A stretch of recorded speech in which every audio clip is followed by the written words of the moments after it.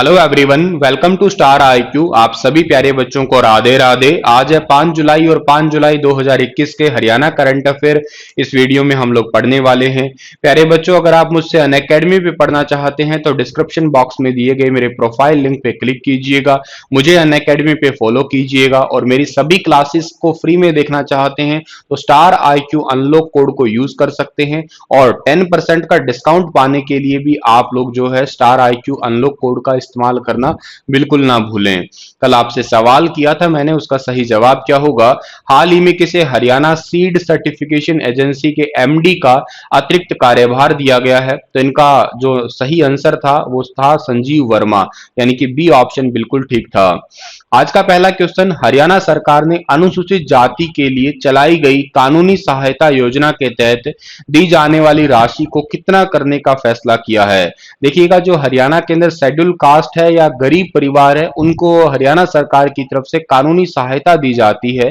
कानूनी सहायता बोले तो मान लेते हैं उनका कोई जमीनी विवाद है या उनका कोई अपने घर का मामला है या कोई उनको लीगल डॉक्यूमेंट प्रिपेयर करवाना है, तो इसके तहत जो है कानूनी सहायता दी जाती है। और कानूनी सहायता दी जाती है कितनी? अब तक दी जाती थी 11,000 रुपए, लेकिन अब जो है इसे बढ़ा के कर दिया जा रहा है कितना? 22,000 रुपए, यानी कि सीधा सीधा दुगना किया जाएगा।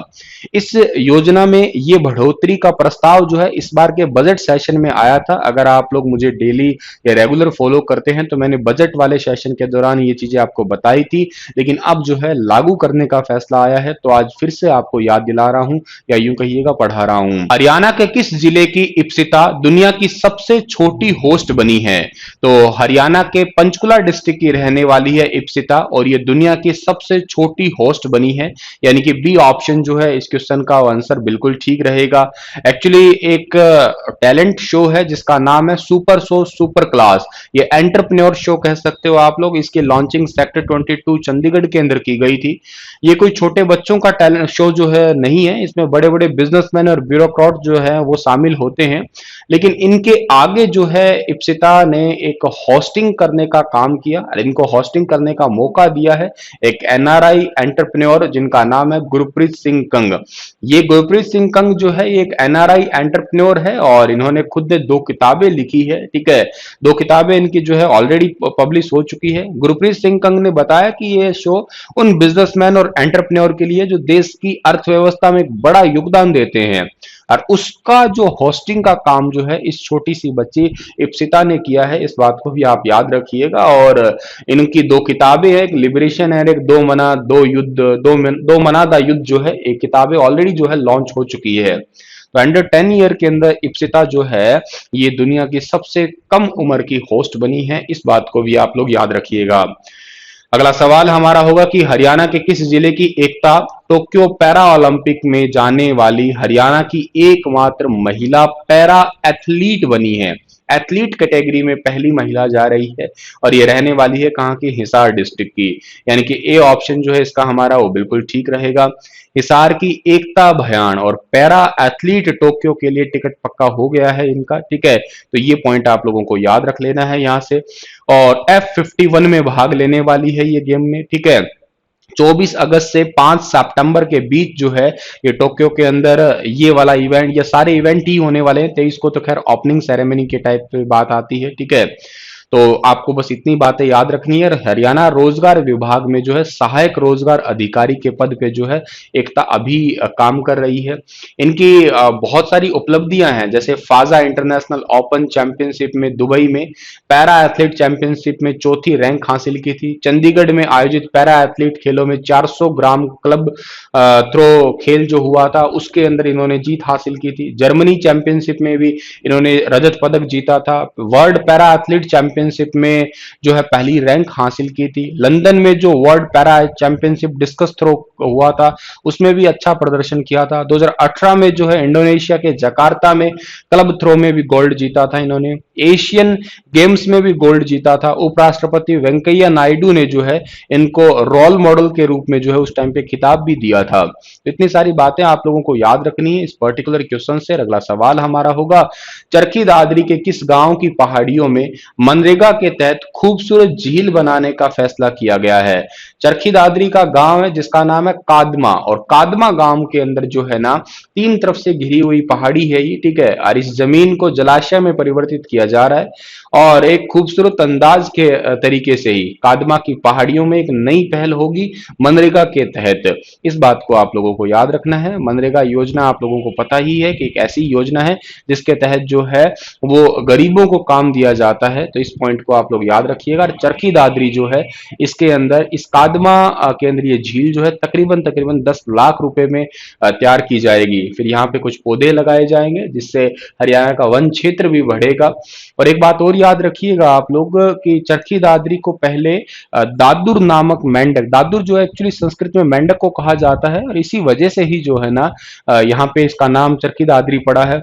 कुछ लोग कहते हैं कि यहाँ पे जो है एक झील भी हुआ करती थी, उस झील के नाम की वजह से भी इसका नाम चरखी दादरी पड़ा है। बहरहाल जो भी बात हो, लेकिन साल 2016 में ये हरियाणा का 22वां जिला बना था, और इस बात को आप लोगों को याद रखना है। 1 दिसंबर 2016 को ऑफिशियली ये जिला बना था। एचएसएससी शायद इसे 16 नवंबर 2016 मानती है, वो डिपेंड करता है ऑप्शन क्या दिए हैं उन्होंने। अगला सवाल हमारा क्या होने वाला है कि हाल ही में हरियाणा सरकार ने किस समय के दौरान पदक जीतने वाले खिलाड़ियों से नगद पुरस्कार के लिए आवेदन आमंत्रित किए हैं? कौन से टाइम के दौरान? तो 1 अप्रैल 2020 से 31 मार्च 2021 के दौरान किसी भी खिलाड़ी ने कोई पदक जीता है तो उनको जो है नगद पुरस्कार से सम्मानित किया जाएगा, क्योंकि ये टाइम था कोविड-19 का, और इस टाइम के दौरान जो है हो सकता है कि कोई खिलाड़ी आवेदन ना कर पाया हो या किसे सम्मानित ना किया जा सका हो। तो कोई अगर अंतर्राष्ट्रीय लेवल पे या नेशनल लेवल पे किसी ने कोई भी प्रकार की प्रतियोगिता में जो है वो पदक जीता है तो उनको जो है आमंत्रित किया गया है, उनके आवेदन के आमंत्रित किए गए हैं ताकि उनको सम्मानित किया जा सके आने वाले समय में। अगला सवाल हमारा होगा महामारी अलर्ट सुरक्षित हरियाणा के तहत हरियाणा सरकार द्वारा जारी पाबंदियों को 12 जुलाई 2021 से कब तक के लिए बढ़ाया गया है भैया? तो देखिएगा, फिलहाल के लिए मैं आपको बताता हूं कोविड-19 की सिचुएशन जो है वो अलर्ट पे है, और ये मैं इसलिए बता रहा हूं कि फिलहाल जो है ना वो डेल्टा वेरिएंट जो है वो चल रहा है। हालांकि मुझे ये क्वेश्चन नहीं पढ़ाना चाहिए था, लेकिन मैं क्वेश्चन पढ़ा रहा हूं आपकी सेफ्टी के लिए, सेफ्टी इन द सेंस आपको एक अलर्टनेस देने के लिए कि ये जो आपका 12 जुलाई तक आने वाले टाइम में जो कोविड-19 संक्रमण पे काबू पाने के लिए लॉकडाउन स्थिति या पाबंदियों को बढ़ाया गया है, इसका रीजन है, जाहिर सी बात है कि डेल्टा वेरिएंट आ चुका है। तो प्लीज आप अपना ख्याल रखिएगा, उतनी गफलत मत करिएगा कि जिस तरीके से अभी हाँ सब कुछ ओपन हो चुका है, चलिए अब तो बिल्कुल खेल लेते हैं, मस्ती करते हैं, अब तो सब कुछ ठीक हो चुका है, ऐसा नहीं है। पहले से ज्यादा घातक है, थर्ड वेव है। तो प्लीज अपना ख्याल रखिएगा, और ये जो गवर्नमेंट आगे कर रही है तो यहाँ पे कहीं ना कहीं ये पैंडेमिक के जो है वो सबूत ही सामने हैं। पैंडेमिक का मतलब वो होता है जो बीमारी पूरी दुनिया देश भर में फैल चुकी हो, उसे आप पैंडेमिक कहा करते हैं, ठीक है। हरियाणा में 4 जुलाई तक कितना रिकवरी रेट रहा है? तो हरियाणा का जो 4 जुलाई तक रिकवरी रेट रहा है वो रहा है 98.61%। ये हरियाणा गवर्नमेंट का ऑफिशियली ट्विटर हैंडल पे आंकड़ा है, ठीक है। 4 जुलाई को वैक्सीनेशन जो है 56,389 तक है। पहली डोज जो है 39,701, दूसरी डोज जो है 16,688। 4 जुलाई तक वैक्सीनेशन की कुल डोज 94,07,241, और 4 जुलाई तक का रिकवरी रेट रहा है कितना? 98.61%। तो चलिए ठीक है, इस सवाल के साथ ही आपसे एक सवाल और कर लेता हूं। आप बताइए कमेंट में कि हरियाणा सरकार ने किसानों को प्याज की खेती पर कितने रुपए प्रति एकड़ अनुदान राशि देने की घोषणा की है या पहल की है? 5, 8, 9 या 10,000 रुपए?